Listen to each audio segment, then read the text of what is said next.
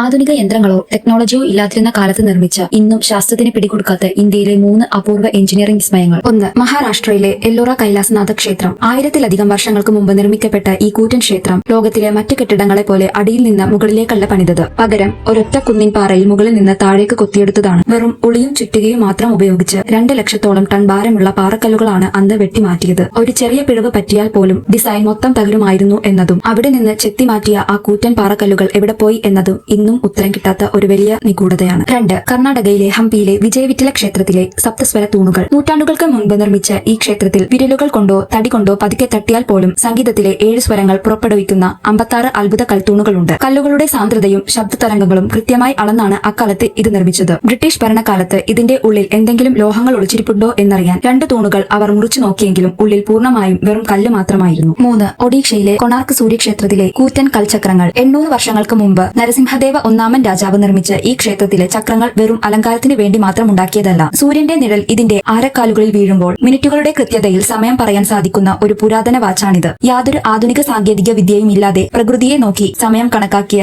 Indian ബുദ്ധിയുടെ വേറൊരു ഉദാഹരണമാണിത്. ചരിത്രത്തിലെ ഇതുപോലുള്ള ആരും പറയാത്ത കഥകളും വിസ്മയങ്ങളും അറിയാൻ ഒറിജിൻ സ്റ്റോറീസ് ചാനൽ ഇപ്പോൾ തന്നെ സബ്സ്ക്രൈബ് ചെയ്യൂ.